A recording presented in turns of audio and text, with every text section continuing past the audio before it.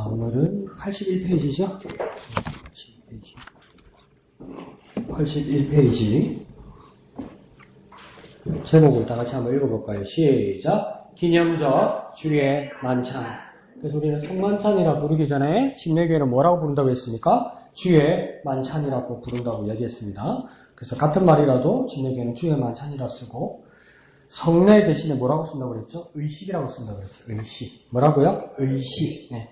그래서 침례와 주의 만찬 이렇게 말하는 거죠. 보통 다른 교단에서는 뭐라고 했습니까? 세례와 성만찬이라고 부를 때 우리 침례교회에서는 특별히 침례와 주의 만찬 이렇게 부르면 되는 겁니다. 그래서 침례교회에서 주의 만찬을 어떻게 생각하느냐? 기념적 주의 만찬이다 이렇게 얘기하는 겁니다. 그것을 어떻게 설명할 수 있는지 오늘 81페이지부터 보게 되는 겁니다.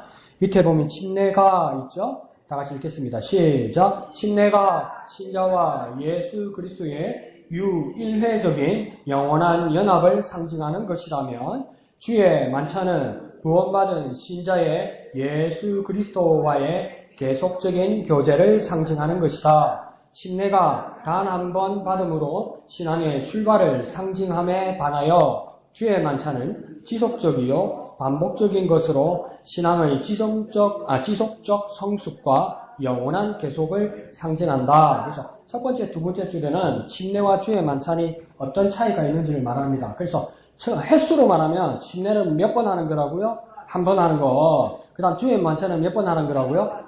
여러 번 계속 하는 것이라고 이야기하는 겁니다. 그래서 침례와 주의 만찬의 차이가 뭡니까? 횟수부터 차이가 나는 거죠. 침례는 일생에 단 한 번, 그리고 주의 만찬은요 여러 번 하게 되는 것이다. 그래서 이게 이제 좀 문제가 되는 게 뭐냐면 그 한국에 있는 한국에서 자생하거나 외국에서 들어온 이단교회, 뭐 미국도 마찬가지죠. 이단교회가 보통으로 그 의식을 할 때 뭘 하냐면 침례를 많이 합니다. 침례를 세례 의식보다는. 그래서 지금 우리나라에 있는 하나님의 교회 같은 경우에도 침례 의식을 하고 구원파 같은 경우에도 침례 교단이라는 이름을 쓰니까 침례를 하게 되고 여호와 증인도 아마 침례일걸요?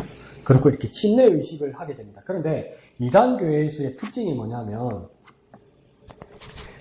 기성교회에서 자기 이단교회의 모임으로 왔잖아요. 그래서 자기 교회의 회원으로 되는 정식적인 의식이 뭐냐면 침례인 곳이 많습니다. 그러니까 믿음으로 기성교회에서 세례받고 침례받아서도 자기의 모임에 왔기 때문에 침례를 다시 받으라고 하는 경우가 많아요. 그런 문제들을 우리가 한번 잘 생각해 봐야 되는 거죠. 그래서 이전에 침례신학대학도 초창기에 교회사를 가르쳤던 분과 중반기 넘어오면서 침례교회사를 가르쳤던 분들의 침례에 대한 침례교단의 입장이 조금 다릅니다. 그래서 이전에 침례교회사를 가르쳤을 때는 우리 기성의 지금 침례교단이 어디로부터 기인했다고 이야기하냐면 제침례교단. 뭐라고요? 제침례교단. 그래서 이걸 영어로 하면 아나베티스트라고 이야기하고, 그래서 다른 교단에서는 이걸 제세례파라고 이야기해요. 제세례파. 그러니까 제를 왜 다시 제를 썼을까요? 다시 제자를 쓰는 거예요. 그러니까 어디든지 갔든지 우리 교회에 들어오면 침례를 다시 받아야 된다 이렇게 가르쳤던 거죠. 근데 그 의식의 자체가 제침례교단이 중세에서 침례 의식, 그러니까 세례가 아니고 침례 의식을 하니까 우리 기성의 침례교회가 중세 때 제침례교회 아나베티스트, 지금으로 하면 메노나이트 이 교회의 영향을 받아서 그것이 조상이었다 그렇게 이야기하는 건데 요즘은 그렇게 말하지 않습니다. 형태는 유효했을지 몰라도 제침례교단의 전통을 가져오면 우리가 올무에 걸립니다. 그 왜겠습니까? 이단들이 자기 교회에 들어오면 다시 침례받게 만들거든.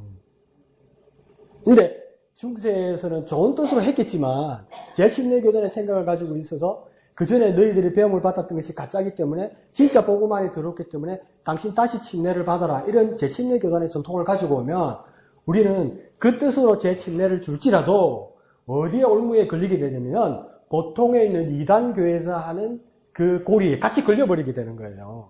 그러니까 침례를 두 번 받는 것이 아니라 세례 다음에 다시 침례를 받는 것보다는 더 중요한 건 뭡니까? 단 한 번, 근데 믿음으로. 단 한 번 믿음으로. 그래서 아주 뭡니까? 열려있는 침례교회 같은 경우에는 요즘이 아니라 옛날에 철로 역정을 썼던 존 번연 목사님 같은 경우에도 어느 입장을 다지냐면 침례교회의 가장 중요한 이유는 뭐냐면 침례의 모양을 가지는 것도 중요하지만 무슨 침례냐면 신자의 침례다. 무슨 침례요? 신자의 침례다. 신자는 무엇입니까?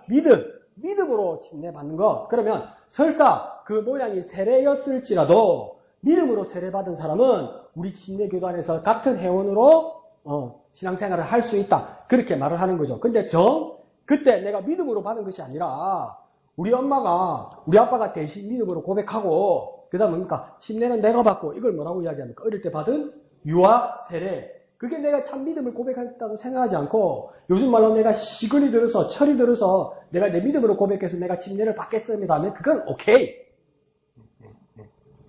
내가 믿음으로 고백하면서 다시 그건 오케이. 그렇지만 기본 원칙은 뭡니까? 믿음으로 한 번이라는 겁니다. 뭐라고요? 믿음으로 한 번. 그래서 조금 조정해야 됩니다. 이게 재침례 교도가 우리 조상이다 이렇게 말하는 거는 조금 이제는 조금 조정을 해야 됩니다. 근데 그게 왜 그러냐면 재침례 교도들이 핍박 엄청 받았거든요. 핍박 엄청 받았거든요. 중세 때. 그래가지고 가톨릭만 핍박을 한 게 아니라 나중에는 개신교단, 종교개혁 개신교단에서도 이 재침례 교도들을 핍박을 했거든요. 그러다 보니까 이 재침례 교도들은 뭡니까? 다시 우리 복음 안에 들어갔으면 누구든지 다시 침례를 받아야 된다는 이것 때문에 침례가 그렇게 좋나면서 잡아가지고 줄줄줄줄줄 사람 묶어가지고 쇠사슬에다 묶어가지고 절벽에다 떨어뜨리는 거예요. 물인데다. 그럼 한 사람 떨어지면 같이 떨어지잖아. 그래서 영원히 올라오지 말라고 그렇게 죽인 적도 있고 물을 그렇게 줘가지고 되겠냐고 추우니까 따뜻하게 살아면서 불로 태워 죽인 적도 있고 그 중세 때 한 수십만 명이 넘게 그렇게 죽었다고 이야기하는 거죠. 그래서 침례교의 피 흘린 발자취라는 그 책도 있어요. 근데 그거 배울 만은 해요. 근데 왜냐면 그 사람들이 그것 때문에 이단이라고 말하기 전에 그 사람들은 믿음을 그 사람들도 말한 거거든요. 근데 그 믿음을 상징하기 위해서 침례를 꼭 받아야 된다고 얘기했던 거죠. 그래서 그 사람들의 이름이 지금 요즘은 뭘로 바뀌냐면 메노나이트로 바뀌었습니다. 왜 메노나이트라고 이야기하냐면 메노 시몬스라는 그 선생, 그 목회자, 그 사제가 가톨릭에서 이 침례 교도로 들어오면서 그게 가장 그 제침례교회의 그것을 가르치는 자였거든요. 그래서 메노 시몬스의 이름을 따서 이제는 메노나이트가 된 거예요. 그래서 메노나이트 교회가 외국에는 참 많습니다. 근데 한국의 메노나이트 제침례교회가 되는 건 한 50년 됩니다. 50년 되는데도 한국에서 이게 적응이 잘 안 돼요. 왜 또 제침례교도가 적응이 메노나이트가 잘 안 되냐면 급진적인 평화주의자거든요. 뭐라고요? 급진적인 평화주의자예요. 그래서 여기 뭐가 걸리냐면 집천고부라. 반전이라 반전. 집천고부. 그러니까 한국에 걸리는 게라. 왜? 군대 가야 되잖아 우리는. 근데 여기는 완전한 반전이거든. 전쟁하면 안 된다 그러거든요. 그러니까 이게 한국 사회에서 또 적응하기가 힘든 거죠. 그래서 한 50년에 대해서 조금 교회들이 있습니다. 한국에서. 근데 이 재침례 교도들의 그 눈물의 모습을 보면 그러니까 성경 말씀 그대로인 거예요. 이 사람들은. 어떨 때는 무식할 정도로. 그러니까 뭡니까? 예수는 뭐라고 하십니까? 원수를 사랑해라고 그랬잖아. 우리 요한계시록을 봐도 핍박받는 그것들이 다 뭐라고요? 교회라고 교회. 네, 교회인데 손깔로 싸워서 이기는 게 아니고 오늘 두 증인이 보니까 뭡니까? 맞아 죽소. 저녁에가 졌는데 뭡니까? 시체 수습도 안 해주고 뭡니까? 사흘 동안 거리다 던져난 거 아니에요. 근데 그걸 결국은 이긴 거잖아요. 근데 그걸 제침례교도 메노나이트는 절대적으로 믿습니다. 그래서 어떤 기록들이 있냐면 그 제침례 교도들을 도망 다니는데 잡으러 간 거예요. 그 사람이 막 도망을 간 거예요. 도망을 갔는데 나를 잡으러 뛰어오던 사람을 보니까 인기척이 없는 거라. 그래서 왜 인기척이 없죠? 그럼 가면 되잖아. 하나님이 내 길을 여매시고 날 살려주시고 날 구원해주시고 그냥 가면 되잖아요. 할렐루야 이러면 되잖아. 날 쫓아오던 사람들이 인기척이 없으니까 궁금한 걸 넘어서 걱정이 되는 거라. 이걸 전문 용어로 뭐랍니까? 바본 거라. 그 사람을 찾아 나서는 거라. 날 핍박하는 사람을. 그 보니까 뭡니까? 늪에 빠지는 거라. 그러면 뭐라니까? 하나님이 내 원수를 내 목전에서 갚아주시니 이거 읽으면 되잖아. 건져줘야 되는 거라. 이 사람들은. 건져주고 어떻게 됐게? 잡혀가가지고 처형당했어요. 근데 그걸 후회하지 않는 사람들이 이제 침례교도죠. 그러니까 배울 것도 있죠, 그죠? 배울 것도 있는데 우리하고는 좀 전통이 다르다는 것은 그렇게 이해하셔야 된다. 그렇게 이해하면 됩니다. 그래서 주의 만찬 교회에도 뭡니까? 믿음을 고백하는 사람들이 주님과 함께 교제가 일어나는 건데 이걸 어떻게 이해하면 되냐면 침례는 뭡니까? 내가 그리스도로 말미암아 그리스도와 함께 죽고 내가 그리스도로 말미암아 살아났다는 것이잖아요. 그러니까 이거 뭡니까? 다시 태어났다는 뜻이겠죠? 그 태어나는 거 엄마 아빠에게서 태어나는 건 한 번 태어납니까? 두 번 태어납니까? 세 번 태어납니까? 단 한 번이잖아요. 그러니까 우리 침례도 뭡니까? 다시 그리스도 안에서 태어나는 것처럼 침례는 단 한 번이다. 이렇게 이야기하면 됩니다. 그러니까 침례는 내가 태어나는 거다. 그래서 몇 번? 한 번. 그런데 뭡니까? 주의 만찬은 뭐냐면 뭡니까? 아침 먹고 나면 아침 먹는데 내가 막 아무도 안 먹어도 된다 그럽니까? 그럼 굶어 죽지요. 그러니까 아침 먹었으니까 점심 먹어야 되고 점심 먹었으니까 저녁 먹어야 된다. 이걸 뭡니까? 이심전심이면 아침 점심이다. 그럴 겁니다. 이거 뭐냐면 계속 먹어야 되죠. 그러니까 뭡니까? 엄마 아빠가 날 낳아줬으니까 뭡니까? 엄마 아빠와 계속 관계가 있죠. 그래서 교제하게 되죠. 점심, 저녁, 아침도 계속 먹게 되죠. 그래서 주의 만찬은 뭐와 같느냐? 교제와 같다. 뭐라고요? 교제와 같다. 그러니까 침례는 탄생과 같고 주의 만찬은 뭐와 같다? 교제와 같다. 목사님 오늘 오전에 말씀하신 것처럼 누가 좋고 누가 사랑스러우면 뭡니까? 1시간, 2시간도 기다리지요. 그죠? 애인이 1시간, 2시간 늦으면 난 안 기다려. 그럼 왜 안 기다리겠습니까? 버르장머리를 고쳐야 된다면서. 집에 전화도 안 받아. 근데 뭡니까? 사실 사랑하면 뭡니까? 기다리죠. 왜 기다립니까? 뭐 결혼하기로 약속했는데 앞으로 만나지 말고 결혼식장에서 그날 보자. 그런 사람 없죠. 옛날에는 그랬다더라 말은 뭡니까? 계속 만나고 싶죠.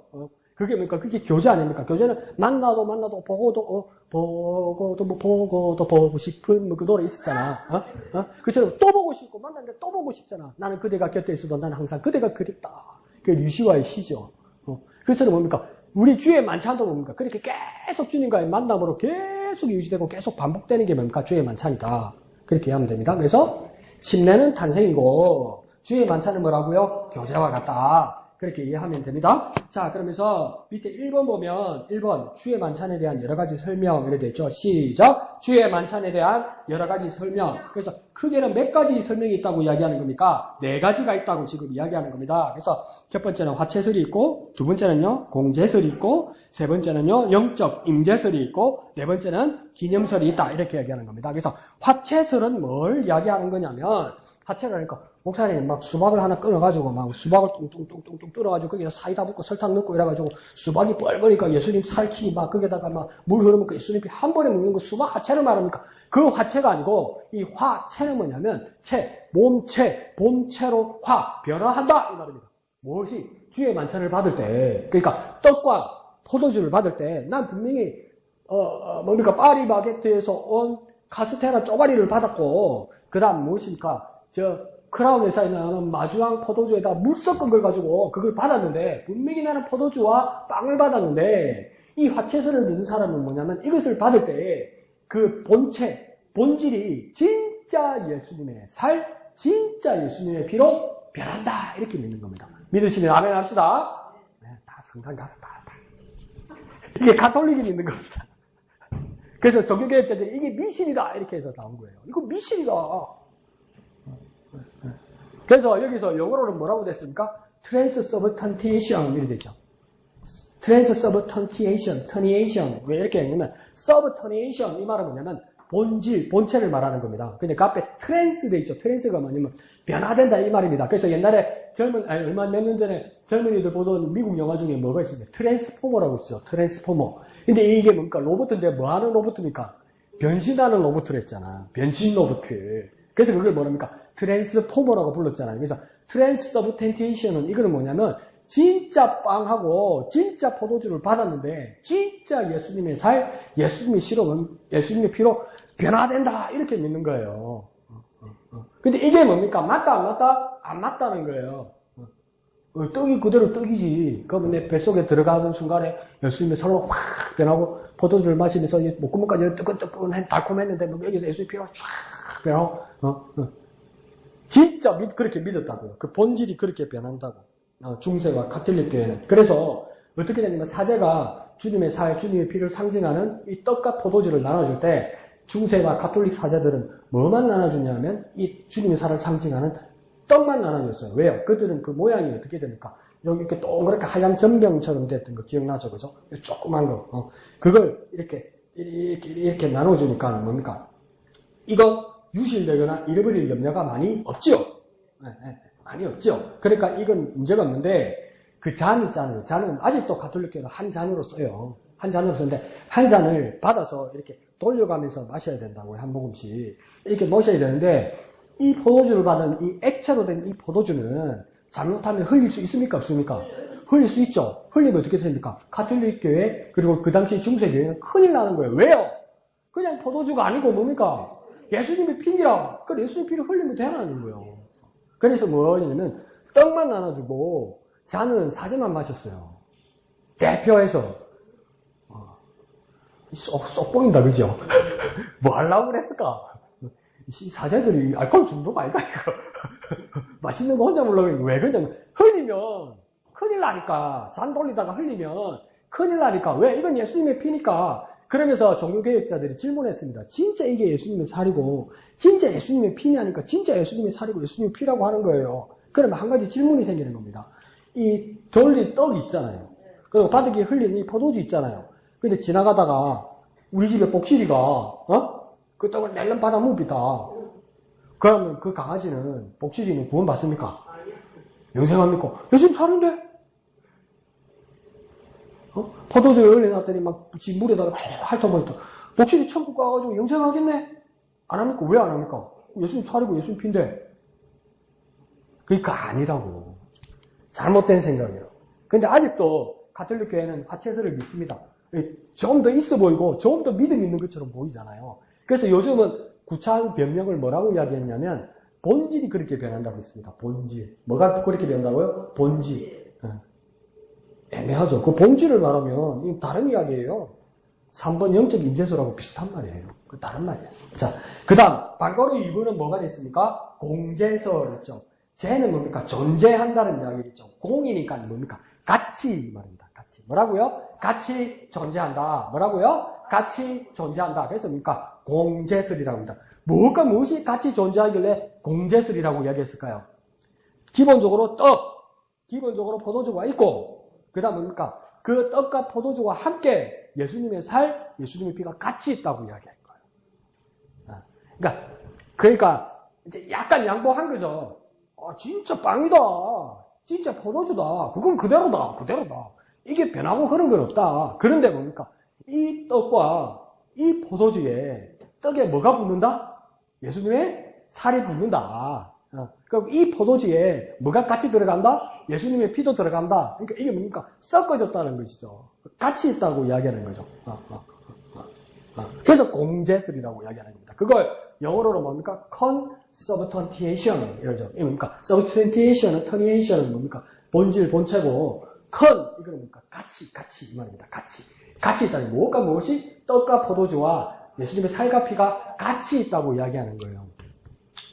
그럼 여기에 하나 더 더해진다는 거 아니에요. 이게 우리가 받은 떡이라면, 받은 빵이라면, 주의 만찬에 받은 빵이라면 여기에 빵에다 뭐가 같이 온다는 거예요. 예수님의 살이 같이 온다는 거 아니에요. 그럼 더 무겁겠네? 보태지니까. 예수님의 살이 거기도 온다면서, 그럼 저울로 재보면 나오겠네. 무게 변화, 질량 변화가 나오겠네. 나옵니까? 안 나오잖아. 근데 이거 누가 주장인 줄 압니까? 옆에다 적어 놓으세요. 루터야. 마틴 루터. 희한하죠?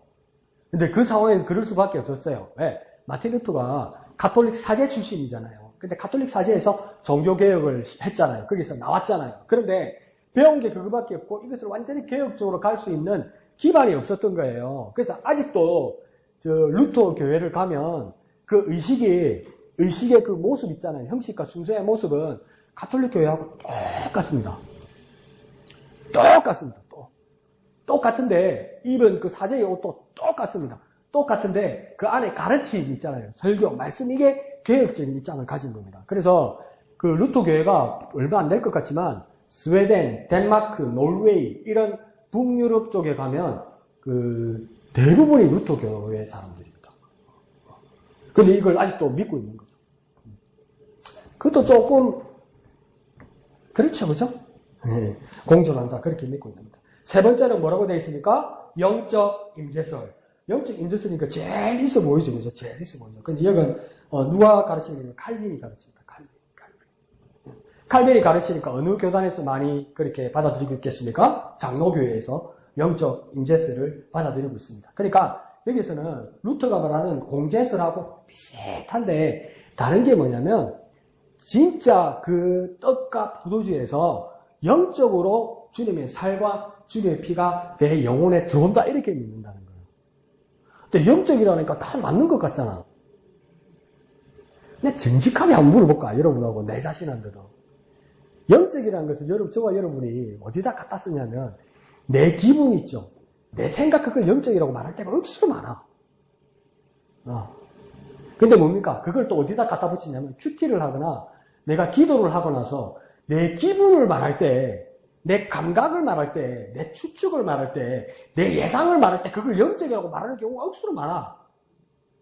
근데 나중에 냉정하게 생각해보세요. 그걸 나중에 그 대상에 대해서 그렇게 이야기하고 그걸 내가 영감이라고 얘기하고 영적인 해석이라고 이야기하고 영적으로 봤을 때 그것이라고 했는데 결국 그것을 뚜껑을 열어보니까 아닌 적이 많았죠. 거짓말 하지 말고 아닌 적 많았죠. 나도 많았어. 그게 영적인 게 아니라고. 그게 뭡니까? 전문용어로 기분이라고. 기분. 자기 기분. 그걸 영적이라고 말하면 온 교회가 혼탁해집니다. 온 교회가 혼탁해집니다. 온 교회가. 그러니까 이 영적 임재술도 애매한 거라.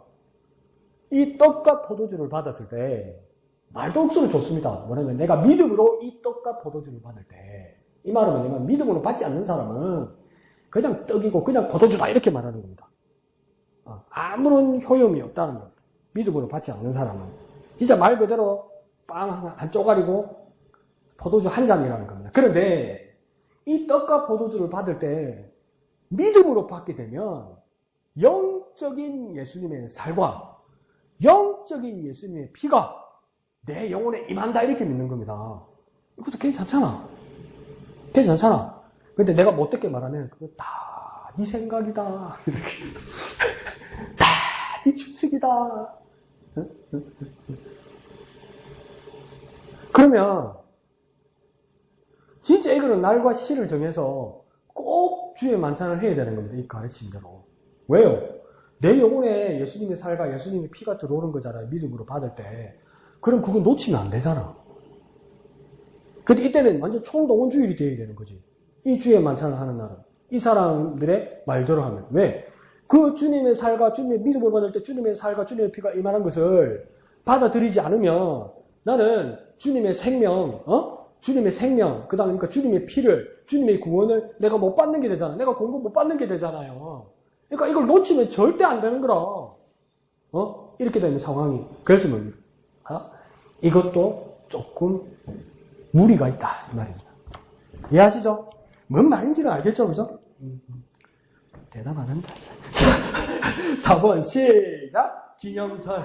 기념설 되죠. 기념설. 기념설은 뭐냐면 또 비슷한 말을 씁니다. 기념설과 함께 뭐라고 쓰냐면 상징설이라고 씁니다. 뭐라고요? 상징설. 옆에다 쓰면 되겠죠? 기념설 옆에 뭐 쓰면 된다고요? 상징설. 그래서 기념설, 상징설 같은 뜻으로 쓰고 있는데 이게 뭐냐면 루터가 종교개혁을 하던 당시에 동구 쪽에서 쯔빙글리라는 또 종교개혁자가 있었습니다. 이 사람은 중간에 개혁을 완성하지 못하고 죽게 되죠. 이 쯔빙글리가 이야기했던 것이 뭡니까? 이게 기념설입니다. 쯔빙글리는 처음에는 이 침례교회는 아닙니다. 해준교회고 그 동구권에 있는 개혁 성향의 교회였죠. 근데 쯔빙글리가 뭘 이야기했냐면 기념설을 이야기하는 겁니다. 왜 기념설을 이야기했냐면 쯔빙글리 복잡하게 이야기 안 합니다. 뭐냐면 고린도전서 11장 25절에 써 있지 않느냐? 이것을 행하며 마실 때마다 나를 뭐하라? 기념하라. 기념하라 돼 있잖아요. 그러니까 기념해야 되는 거지. 그러니까 그게 기념설이라고 이렇게 하는 겁니다. 그러면 자, 이 기념설의 베이스는 뭐냐면 기존 가르침은 뭐냐면 내가 주의 만찬에서 빵을 하나 받았어요. 내가 주의 만찬에서 포도주를 하나 받았어요. 이게 뭐냐면 석철스님처럼 산은 산이요 물은 물이로다 하는 것처럼 떡은 떡이요 포도주는 포도주로다 이러는 거예요. 그 이상은 아니라는 거예요. 여기다 뭐 갖다 보태지 말라는 거예요. 영적이라고 너희가 자꾸 치장하고 뭘 꾸미지 말라는 거예요. 뭐라고요? 포도주는 포도주요 떡은 떡이로다. 뭐라고요? 포도주는 포도주요 떡은 떡이로다. 이렇게 하고 그러면 주려면 빵 먹고 포도주 먹는 거 뭐 좀 넉넉하게 한 그릇 주고 목사님이 기도할 필요도 없네. 의실에서 만나놓고 묵고 이러면 되겠네. 아무것도 아닌데. 그게 그 뜻이 아니고요. 이게 뭐냐면 나의 피를 이걸 기념하라는 뜻은 뭐냐면 기념한다는 뜻이 뭐냐면 기억하고 마음에 둔다 이 말입니다. 뭐라고요? 기억하고 마음에 둔다. 이걸 뭐라고요? 기념한다고 이야기하는 거예요. 뭐라고요? 기억하고 마음에 둔다. 그러니까 이것을 받을 때 뭘 기억해야 되겠습니까? 네? 예수님께서 살과 피를, 그러니까 살을 찢으시고 피를 흘리신 그 골고다 십자가의 사건을 뭐 하라는 겁니까? 기억하라는 겁니다. 기억. 다시 생각해내라는 겁니다. 생각. 이걸 받는 순간 생각해내라는 겁니다. 2000년 전에 그 사건을 다시 기억해내라는 겁니다. 그것을 기억해내어서 어디다 담으라고요? 마음에다 담으라는 말은 뭐겠습니까? 묵상하라고요. 깊이 묵상해서 뭐합니까? 깨달아야 된다고요. 그러니까 주의 만찬은 뭐냐면, 목적은 뭐냐면 기억하고 마음에 두어서 깨닫는 겁니다. 그래서 다시 살아나는 거죠. 이게 뭡니까? 기념한다는 겁니다. 그러니까 떡과 포도주는 예수님의 살과 피를 상징하는 것이지 그 자체가 아니라는 겁니다. 뭐라요? 상징하는 것이지 그 자체가 아니라는 겁니다. 그래서 이 떡과 포도주를 통해서 2000년 전에 나를 위해 죽으신 그 예수님의 십자가 사건을 뭡니까? 내가 기억한다는 겁니다. 내가. 우리 아버지가 기억난다던데, 우리 엄마가 기억난다던데, 우리 할매가 기억난다던데, 우리 동생이 기억난다던데, 그거 말고 내가 기억한다는 겁니다. 내가 기억해서 내 마음에 담는다는 겁니다. 깨달아 감동까지 오게 돼야 된다는 겁니다. 그 대신 뭡니까? 떡은 떡이고 포도주는 포도주요. 근데 이 떡하고 포도주 때문에 뭡니까? 예수님의 죽음, 예수님의 은혜가 내게서 기억나서 살아나게 된다 이겁니다. 그러니까 떡은 그대로 떡이고 포도주는 포도주입니다. 내가 이거 한 10번 넘게 설명을 했을 건데 이게 뭘 것 같냐면 예화를 여러 번 이야기했을 거예요. 한 번 더 지루하기 좀 한 번 더 들어보세요. 자, 보시면 그 MBC 라디오 아침에 이제 사회자들이 많이 바뀌었지만 여성시대라고 있죠. 여성시대. 들어봤죠? 여성시대. 지금은 양혜은하고 누가 합니까? 서경석? 서경석 사람입니다. 근데 그게 그 베이스가 뭡니까? 청취자들이 사연을 보내는 거죠. 그죠? 그 사연을 그렇게 읽어주는 거와 다르니까. 근데 내 책 말하면 여러분 기억날 거예요. 그걸 떠오르면 다 감옥상 이거 징그럽다 이럴 수도 있겠지만 한번 들어보죠. 어떤 분이 어떤 사연을 보냈냐면 이분은 미역국을 못 먹어요. 기억나죠? 내가 말했던 거. 기억납니까? 새롭습니다. 까먹으면 더 좋다. 나는 기분 좋지. 여러 번 까먹으면. 새로우니까. 자, 이분은 미역국을 못 먹는 거예요. 미역국을 못 먹는 사연을 이야기하는 거예요. 이분이 뭐냐면, 보통, 부인네들이 애 임신해서 산딸이 가까우면, 산 후에도 그렇지만 산딸이 가까우면, 친정 부모님 댁에 가 있는 경우도 많고, 친정 부모님이 오는 경우도 많죠. 그래서 이분은 만삭이 되어서 친정 부모님 댁에 가 있었던 거예요. 가 있었는데 그 친정 아버지가 말기 암으로 고생하고 계셨던 거예요. 그러니까 큰 방에서는 어머니가 아버지 병간호하면서 지금 이것도 도와줘야 되는 것이죠. 그런데 임신하면 뭐 먹고 싶은 게 있잖아요. 막 겨울에 딸기 샀고 요즘은 뭐 마트 가면 팔지만은 그래갖고 딸기가 없어 딸기가 있을거는 상황 막 괜히 승질내고 이거 내가 먹고 싶어서 그러나 뱃속에 애가 먹고 싶어 쑥 거짓말이죠. 의사들이 쑥 거짓말. 지가 먹고 싶어서 그러는 거예요. 지가 먹고 싶어서. 자기가 먹고 싶어서. 그냥 내가 먹고 싶은데 그렇게 얘기하면 돼요.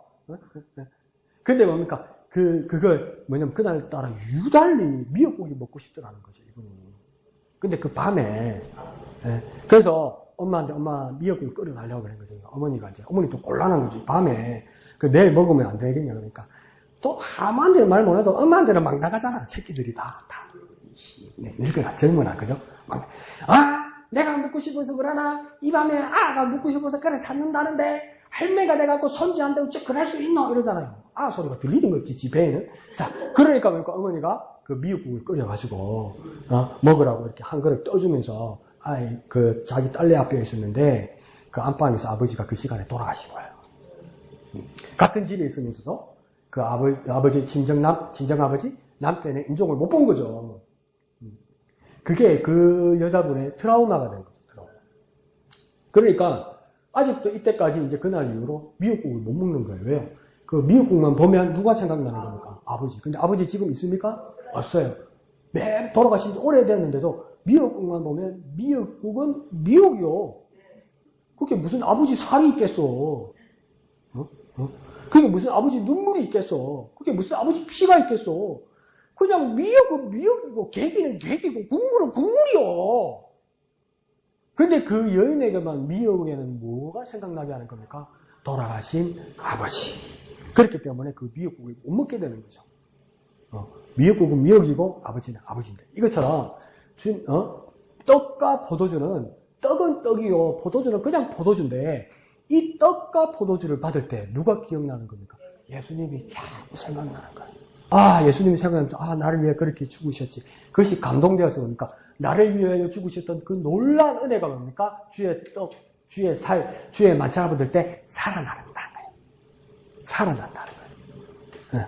이게 뭡니까? 상징설, 기념설입니다. 그러니까 한 줄로만 갖고 얘기하면 제일 날라리가 뭡니까? 상징, 기념설입니다. 근데 이 깊은 뜻을 생각하면 뭡니까? 이게 말이 되지. 이래 말해야 전도하러 가도 말이 되지. 진짜 막 살기가 들어옵니다. 피가 들어옵니다. 피 잡을까? 막 엑스레이 찍어볼까? 아닌데 그러면 그게 영적으로 임합니다. 이러면 사기치고 있나? 이래 되잖아요. 그러니까 진짜 주님께서 나를 위해 죽으시고 나를 위해 피를 흘리셨다는 것을 이것을 통해서 기억나게 한다. 그게 뭡니까? 기념설, 상징설 그렇게 이야기하는 겁니다. 그래서 그 이상을 이야기하는 것을 쭈빙글리는 뭐라고 하냐면 쭈빙글리가 아주 심하게 이야기하거든요. 뭐냐면 다른 가르침은 누드기 효과 같다 이렇게 얘기하는 거예요.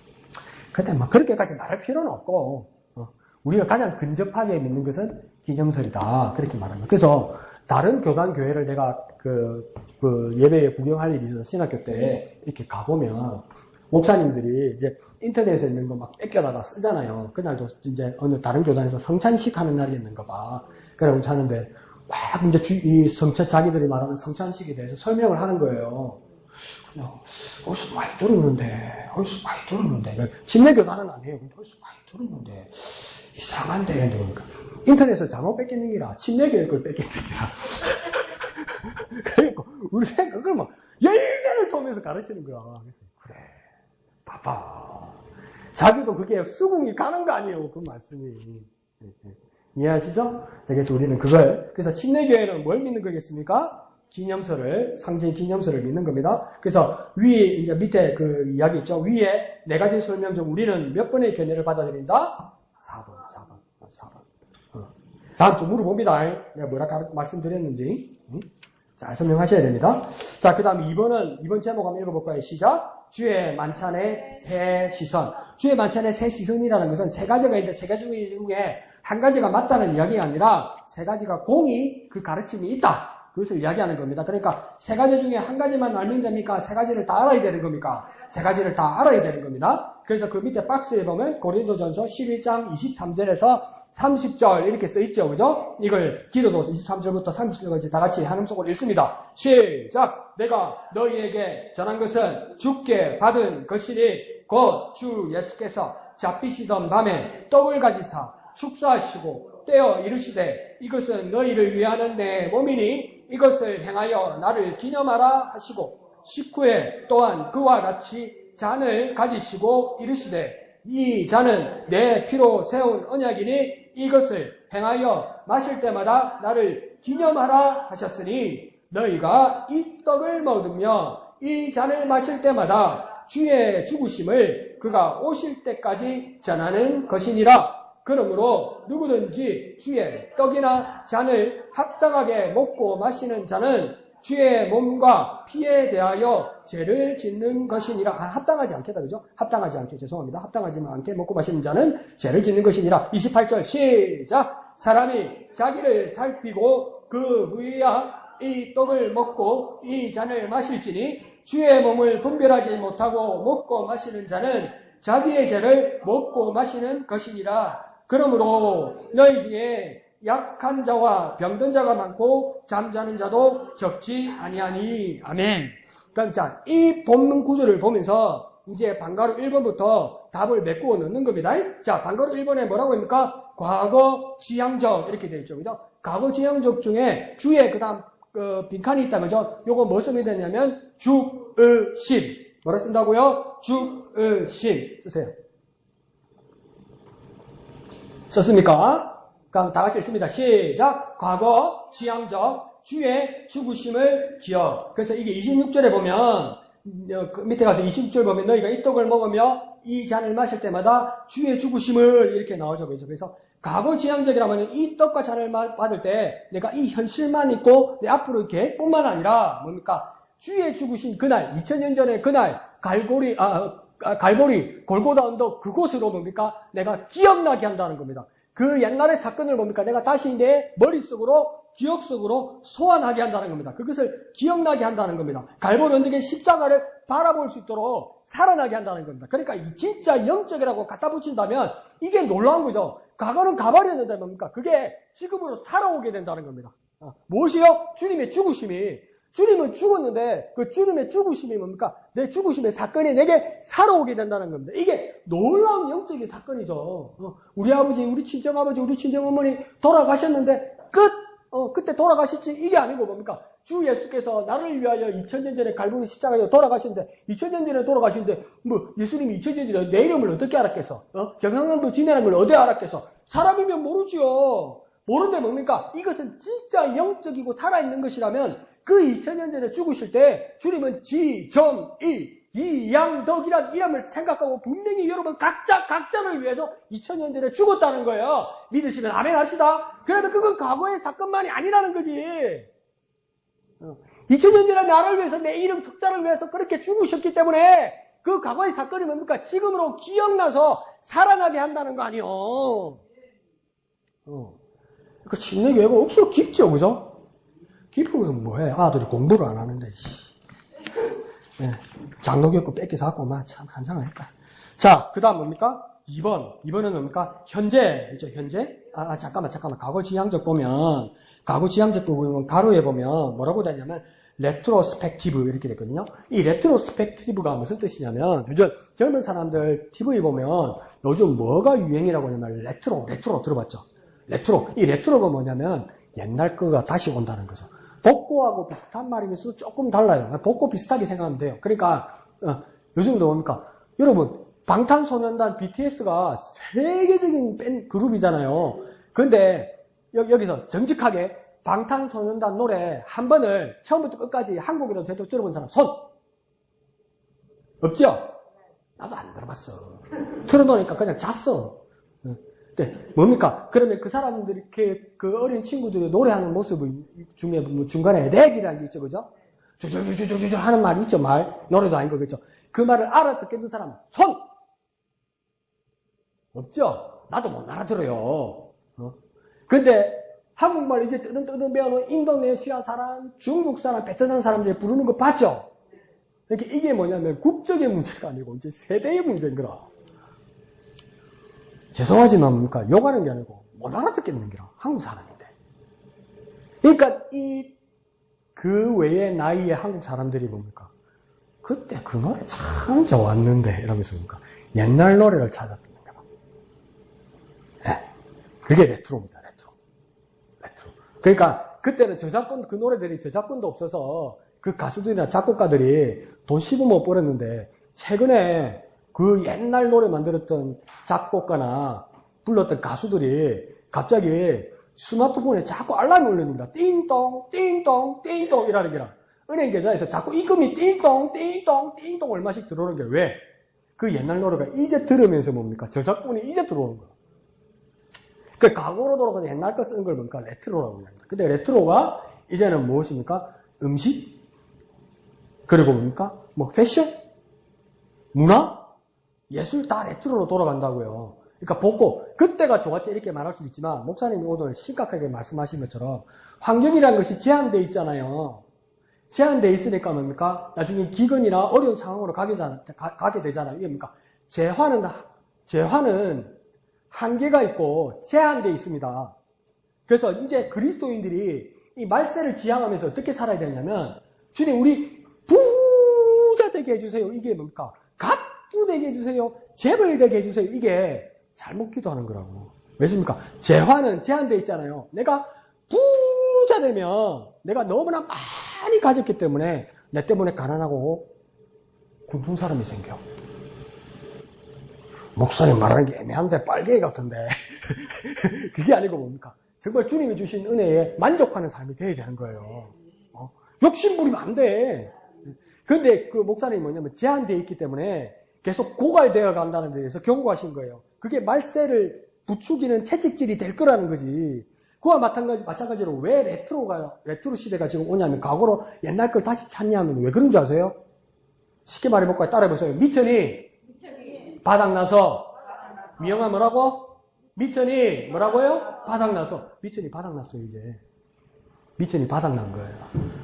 그러니까 새로운 것을 만들 여력이 떨어지고 과거로 돌아가는 거예요. 이런 것들을 여러분 캐치하고 생각하고 깊이 묵상해서 오늘 아침 목사님 말씀한 것처럼 아 세상이 마지막으로 치닫고 있구나. 그것을 깨달았으면 기도해야 됩니다 우리가. 그날을 준비해야 돼요. 그래서 그러니까 레트로스펙티브도 이게 뭐냐면 그거는 다른 뜻이지만 그러니까 레트로란 뭐냐면 과거로 돌아가서 가지고 온다는 거죠. 근데 이거는 긍정적인 이야기죠. 그러니까 예수님의 피, 예수님의 살, 그 나를 희생하신 그 사건이 무엇입니까? 진짜 여기로 내 현실로 돌아온다는 것이죠. 그게 뭘까? 과거 지향적 이 말입니다. 레트로만 한번 생각해 놓으십시오. 그러면 이제 우리 젊은 애들, 손주들, 아들, 딸들 놀랬겠다. 엄마가 레트로를 알아요. 니는 레트로 뭔지 알아? 그럼 뭔데요? 세상이 미천이 바닥났다는 뜻이다. 네? 깊은 선문답을 해주라고. 세상이 미천이 바닥났다. 그래서 옛날 거 꺼내 쓰는 거다. 그게 마지막이 다가온다는 뜻이다. 그렇게 생각하십시오. 자, 현재는 내면지향적 하면서 그 빈칸에다 뭘 쓰냐면 자기 자신 이렇게 쓰면 됩니다. 뭐라고요? 자기 자신. 뭐라고요? 자기 자신. 이게 어디에 나오냐면 28절이에요.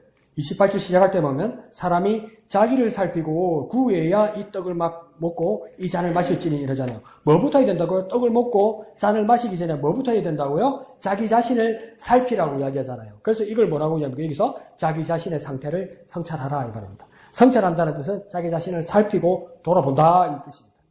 이해하시죠? 그러면 다 같이 읽어볼까요? 현재부터 시작. 현재 내면 지향적 자기 자신의 상태를 성찰하는 것이다. 그렇게 이해하면 됩니다. 주의 만찬을 받을 때 내 지금의 상태를 돌아보는 겁니다. 과거에 그리스도께서 나를 위해 죽으시고 피 흘리시고 살을 찢으신 그 사건이 내게 살아와 있는데 나에게 지금 어떤 효과가 있고 나는 어떻게 살아가고 있고 내게 생명이 어떻게 살아나고 있는가 그걸 뭐랍니까? 성찰하라는 겁니다. 살피라는 겁니다. 확인하라는 겁니다. 이해하시죠? 자, 그 다음 3번 반가로 3번 미래지향적 그 다음 주님의 뭐라겠습니까? 뭘 대망하겠습니까? 재림. 뭐라고요? 재림. 재림은 뭔지 알죠? 다시 제자죠. 그죠? 다시 오신다. 임재한다. 이 말이죠. 자, 이건 뭐냐면 26절 중간에 그 뜻이 있어요.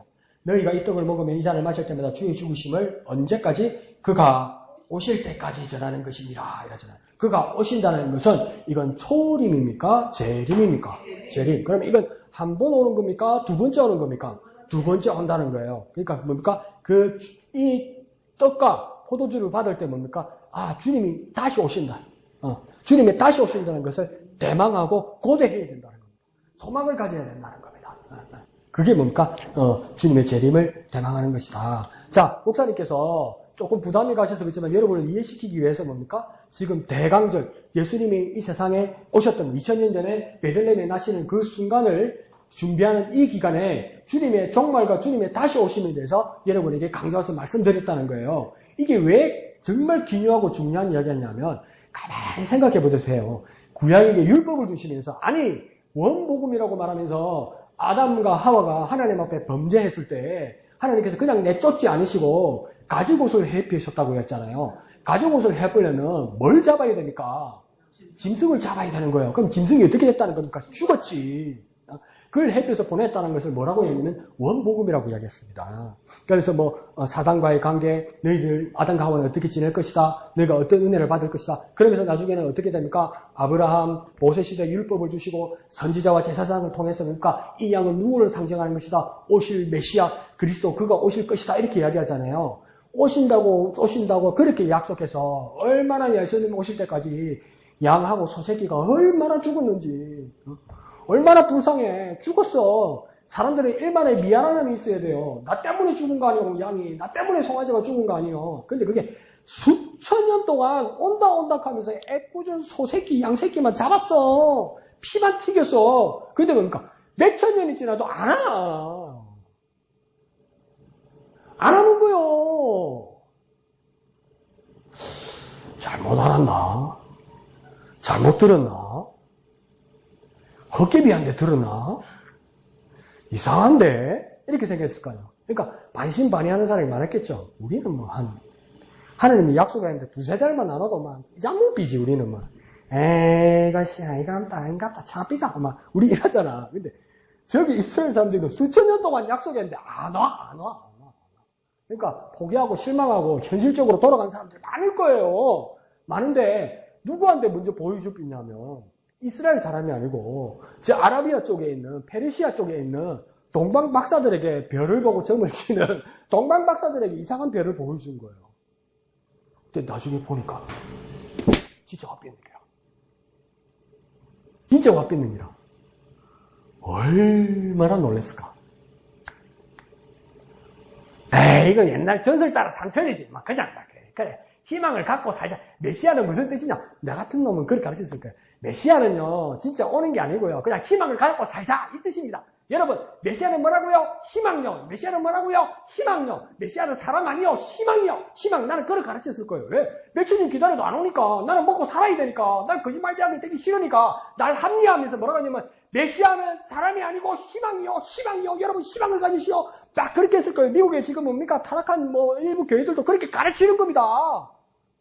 다시 오실 예수님 안 기다립니다. 희망을 가지면 됩니다. 이렇게 얘기하는 거예요. 내가 예수다 사고 이러면 더 말이 되잖아. 근데 밥 믿는 기라 그 오신 예수가 올라가면서 뭐냐면 우리말로 다시 올게 이런 거예요. 다시 온대 이런 거예요. 그러면 오겠어요? 안 오겠어요? 오지. 와야지가 아니고 오지. 와야지도 맞다. 약속한 거 지켜야지. 그죠? 와야지. 그러니까 수천 년 전에 그렇게 약속하셔서 그렇게 많은 사람들이 기다리는 이제 안 오겠다 할 때 팍 오신 것처럼 이제 예수님께서 올라가시면서 안녕이라고 간 게 아니고 다시 올게 그렇게 말씀하셨다면 또 오신다는 거지. 그러니까 주님의 떡과 주님 주신 떡과 그 포도주를 받는 사람은 뭡니까? 주님이 다시 오신다는 그 확신이 있어야 돼요. 확신이 있어야 돼요. 이걸 받을 때마다 더 확신이 있어야 돼요. 확신. 받으면서 주님, 그 주님이 다시 오신다. 날 위해 다시 오신다. 나를 위해 이 천년전에 내 이름 부르면서 그렇게 죽으시더니 다시 오시면서 우경아, 이 집사야, 김 집사야, 민희 형제야, 올라가자 하면서 데리고 오더라는 겁니다. 데리고 온다고요. 그것을 놓고 확신 가운데 있습니다. 확신 가운데. 주의 떡과 주의 잔을 받을 때 그러하다 이 말입니다. 자, 그 다음 3번 뭡니까? 만찬의 준비 있죠. 네 가지다 그죠? 첫 번째는 믿음, 두 번째는요 명령에 대한 순종, 세 번째는 회개와 고백, 네 번째는 감사. 기본 자세를 알겠죠? 첫 번째 믿음이라는 건 뭡니까? 아무나 참여할 수 없다. 무엇 가진 사람만이 주의 만찬에 참여할 수 있다. 믿음 가진 사람만이 뭐라고요? 믿음 가진 사람만이 어떤 사람만요? 믿음 가진 사람만이. 그러니까 침례교회는 믿음이라는 게 정말 중요합니다. 왜요? 신자의 교회고 신자의 침례예요. 그래서 주의 만찬도 보니까 신자가 주의 만찬을 받을 수 있는 거예요. 믿음을 가진 사람만이 주의 만찬을 받을 수 있는 거예요. 그러니까 이것을 제한하기 위해서 아주 엄격한 교회에서는 뭐라고 합니까? 침례 세례받은 사람만 주의 만찬을 받으십시오 이럽니다. 왜요? 주의 만찬을 왜 그런 사람만 받아야 된다고 이야기하냐면 최소한 침례 받을 때는 믿음으로 침례를 받았으니까 그 믿음을 가진 사람이 주의 만찬을 받을 수 있다 이렇게 말하는 겁니다. 그렇게 말하는 교회도 있고 또 어떤 교회는 뭐라고 하냐면 그러면 그 핵심은 침례의 유무가 아니라 뭡니까? 믿음의 유무 아니요. 믿음의 유무. 그러면 아직 침례는 받지 못했더라도 예수 그리스도를 내 구주를 믿는 믿음을 가진 사람은 뭡니까? 이 떡과 포도주를 받을 수 있다는 겁니다. 그러니까 중요한 건 뭡니까? 믿음으로 해요. 중요한 건 뭐래요? 믿음으로 해요. 그러니까 침례교회는 어떤 교회입니까? 신자의 교회인 거예요. 침례교회의 침례는요, 신자의 침례인 거예요. 침례교회 주의 만찬은요, 신자의 주의 만찬이 되는 거예요. 그 다음 두 번째는 뭡니까? 명령에 대한 순종이 있죠. 이거는 간단한 겁니다. 왜요? 예수님이 명령체로 말했다고 바울이 고린도전서에서 말했는데 이를 뭐 해랬다고요? 기념하라. 기념할걸? 기념하면 좋을걸? 기념해줄래? 그랬으니까 뭐랍니까? 기념하라. 이건 뭡니까? 부탁이 아니고 명령이죠. 그러니까 명령에 대해서는 뭐 해야 됩니까? 순종해야 된다고요. 정말 순종하는 사람은 뭡니까? 주의 만찬을 믿음으로 받아야 된다는 거예요. 왜요? 주님께서 명령하셨으니까.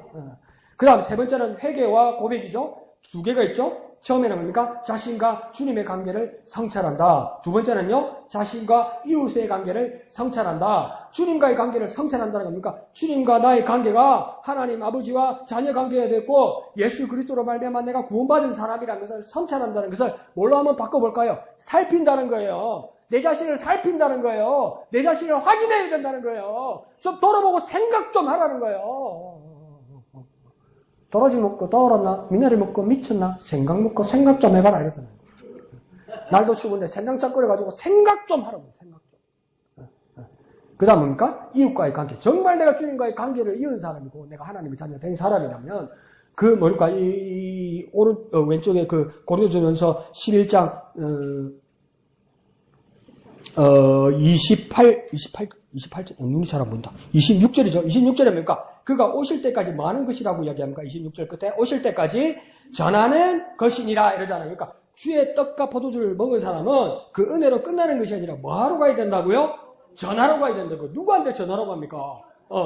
우리 이웃들에게. 그러니까 이 사람은 지금은 예수 믿는 사람입니까? 안 믿는 사람입니까? 안 믿는 사람에게 전하러 가야 된다고요. 믿음으로 주의 떡과 잔을 받은 사람은 아멘 감사합니다. 그걸로 끝나는 것이 아니라 전하러 나가야 된다고요. 말해요. 전하러 나가야 된다고요. 그러니까 두 번째는 뭡니까? 자신과 이웃의 관계를 성찰한다는 겁니까? 내가 이 은혜를 받은 내가 정말 이웃에게 주의 복음을 전하러 가는 자가 되는가? 내 자신을 살피라는 겁니다. 내 자신을 확인하라는 겁니다. 언제나 주의 만찬을 이루는 것은 복음 전하는 거다 이 말이죠. 그 다음 네 번째가 감사죠. 감사. 무엇보다도 감사함으로 받아야죠. 이거 뭐 더 설명해야 됩니까? 감사? 안 고마우면 뭐 안 해도 되고. 안 고마우면 여러분 믿음도 나는 의심이 되고, 뭐 그러네. 뭐 내 개인적인 사견이지만, 내 개인적인 생각이지만, 뭐, 안 고맙고 이러면 뭐, 또 누구 뭐 궁시렁거리는 사람이 있더라고. 묵는 끝에 마음 상한다고, 쪼개나 간이 끼를 당하게 그 주가지고. 뭐 고마운 줄도 모르겠고, 뭐 나는 그런 사람 믿음이 의심되네. 개인적인 생각입니다. 자, 정말 감사함으로, 감사함으로. 먹어서 배불고, 마셔서 맛있어서 먹는 것이 아니라 뭡니까? 그때 나를 위해 죽으시고, 오늘 나를 살리시는 그 주님의 은혜에 정말 내가 감사할 수 있는가?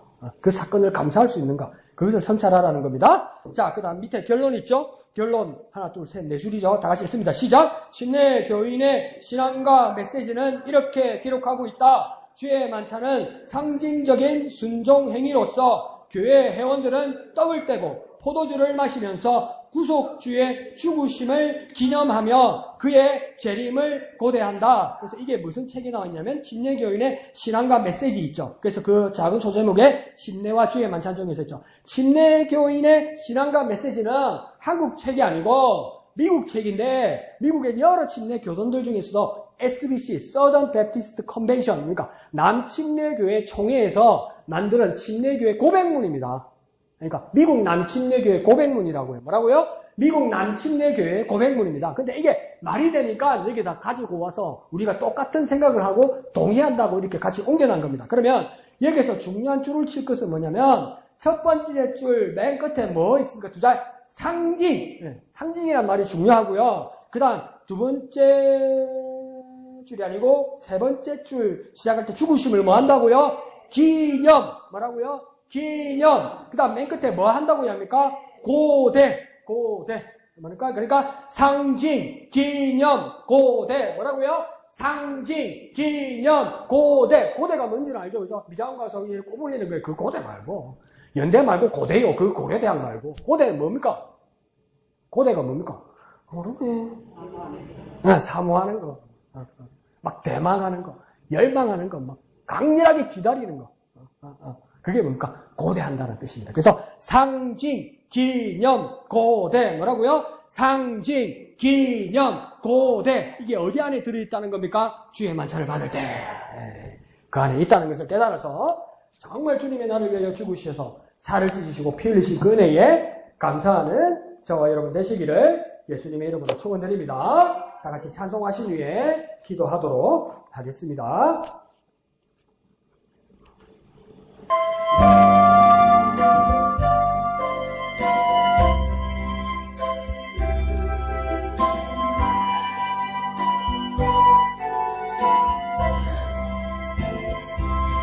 내 너를 위하여 하여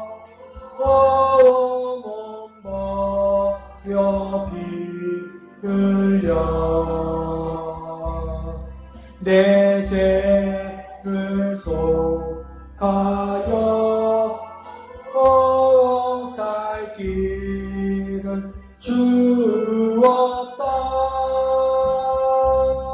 널 위해 몸을 준 것만 너무와 주느냐.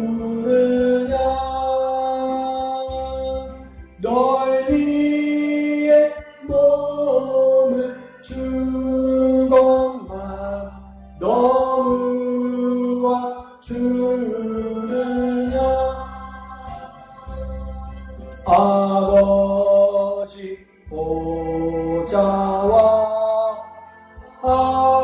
그 영광 떠나서 밤 같은 세상에 만 백성 구하려 내 몸을 희생했건만 너무 못하느냐. 내 몸을 희생했건만 너무 못하느냐.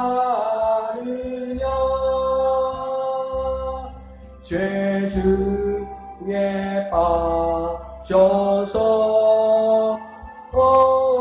영죽을 인생을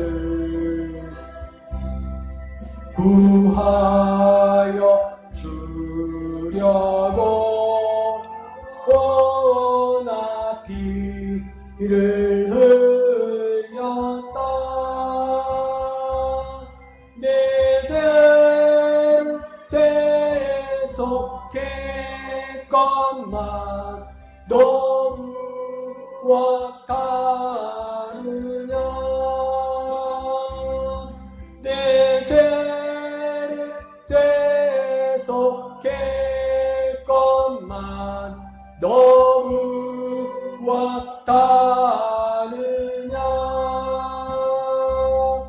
하나는 용서와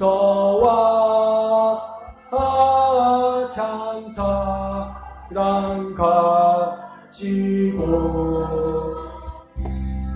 세상에 내려와 값없이 주었다. 이것이 귀중하건만 너무와 주느냐. 이것이 귀중하건만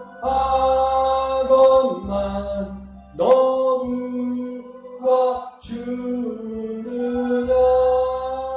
아멘. 이 시간 기도하실 때 주님이 나를 위하여 살을 찢으시고 피를 흘리신 그 놀라운 그 가구의 역사가 지금 우리에게 살아있게 하여 주옵소서. 우리 자신을 살피고 우리 자신을 성찰하는 놀라운 감동의 역사가 일어나게 하여 주시고 그 주님의 약속을 이루실 것처럼 다시 오시겠다고 약속하신 주님의 재림을 고대하는 우리가 되게 하여 주옵소서. 이 놀라운 사실을 온 세상에 복음 증거하는 우리가 되게 역사하여 주시옵소서.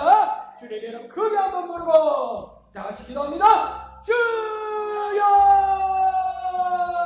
거룩하신 아버지 하나님, 은혜를 감사합니다. 주님이 나를 위하여 살을 찢으시고 피를 흘리신 그 순간 나를 위하여 그렇게 하셨음에, 내 이름 석자를 부르시며 그렇게 하셨음에, 지금 오늘 우리가 묵상할 때에 살아나게 하여 주시옵소서.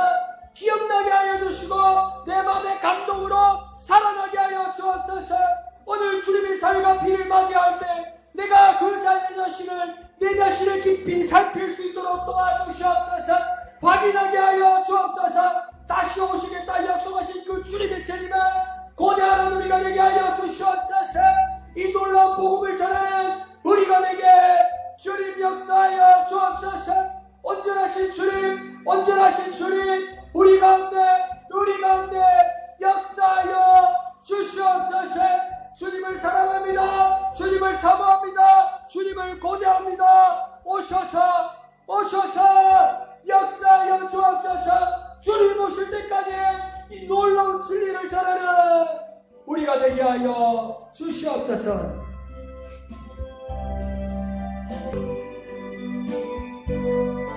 내 너를 위하여, 내 너를 위하여 몸 버려 피 흘려 내 죄를 속하여 살 길을 주었다.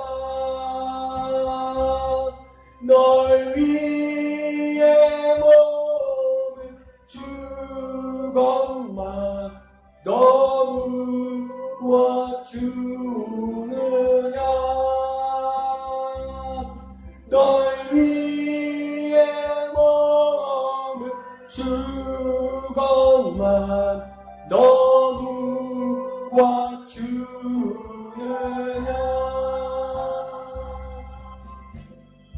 거룩하신 아버지 하나님 은혜를 감사합니다.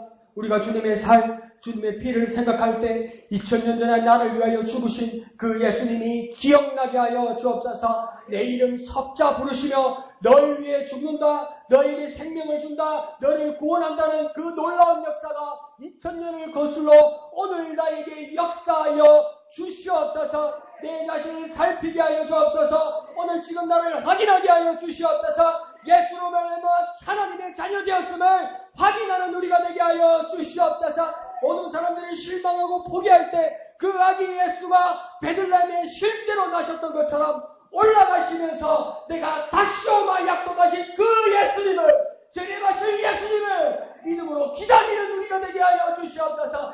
대망하는 우리가 되게 하여 주옵소서. 하루하루 더 갈수록 확신 가운데 서게 하여 주시옵소서. 그 놀라운 진리를 날마다 증거하며 전하는 우리가 되게 은혜 베풀어 주시옵소서. 모든 것을 감사드리며 거룩하신 예수님의 이름으로 간절히 기도합나이다.